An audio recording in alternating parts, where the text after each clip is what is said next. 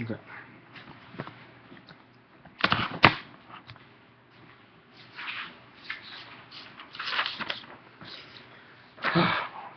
Remember the day when you first turned 18? The big 1-8, the time when people buy their first lottery ticket.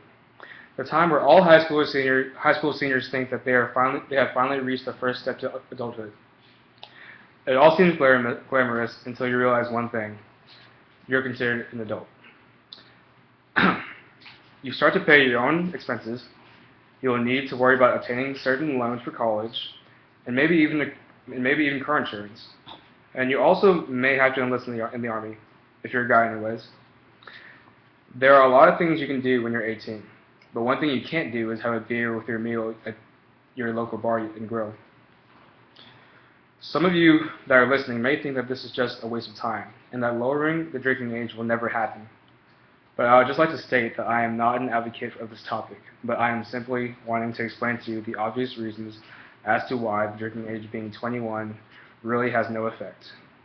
Being a college student, have been surrounded by underage drinking the entire time while being in college, and I don't see it as a problem.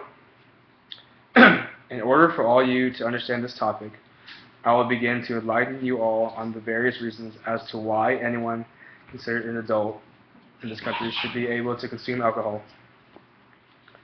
Let's think back for a second. Before 1984, anyone who was 18 and older was allowed the right to purchase and consume alcohol.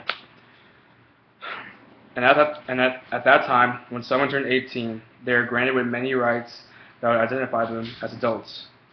But fast forward 31 years, it isn't quite the same. Today, if someone were to turn 18, they would reach the milestone of being labeled as an adult because they are given so much responsibilities and rights. For example, when someone turns 18 in the United States, they're given the right to vote and decide who the next leader of the United States, who the next leader will be to run our country. They are also able to enlist in the army. By doing so, they would be defending and serving our country in the midst of battle. Adults can also be selected to serve in the court of law as a member of the jury. It doesn't just end there. People who are 18 are granted the right to marry anyone without parent consent. They would also be allowed to purchase a variety of items, such as all tobacco products.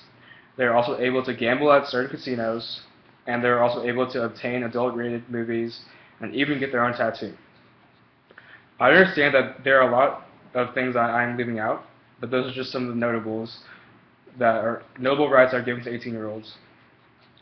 Now, thinking back to all the rights I had just explained, doesn't it sound ridiculous that when someone turns 18, they can't have a beer at a restaurant?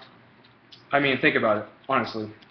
When someone turns 18, they're able to vote, enlist in the army, and buy tobacco products. I just don't see why it's necessary for them to wait 3 more years to be able to purchase and consume alcohol when they are already given so many rights and responsibilities.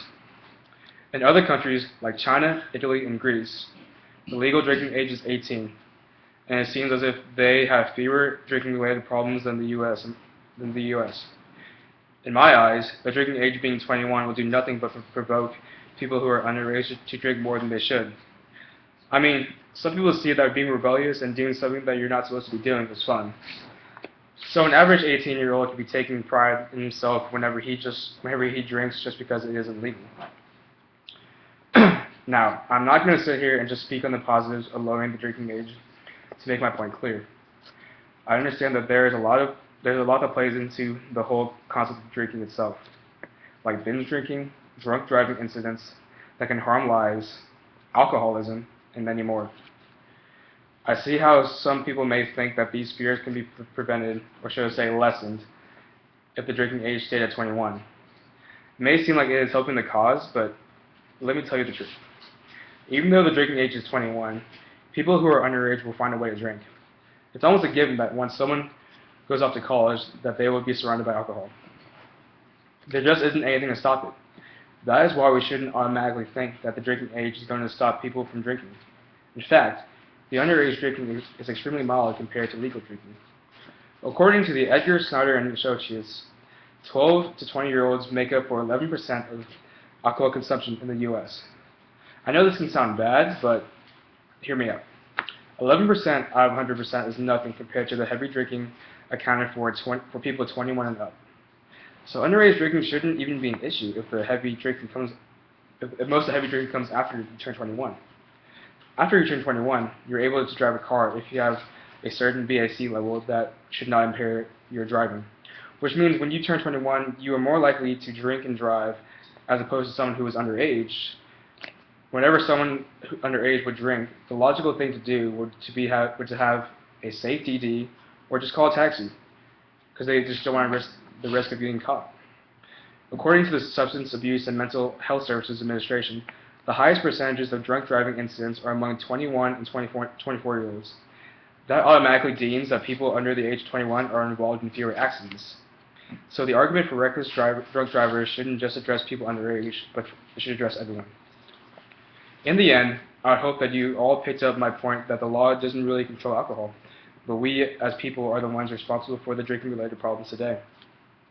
No matter what, we have to face the truth that in today's world, getting alcohol as an 18-year-old isn't that much difficult as getting it as a 21-year-old.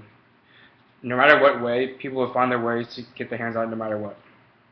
We should not think that having the drinking age be 21 will help the cause, but we should embrace that people will be drinking no matter what, and provide more services that can maintain the dangers that drinking brings.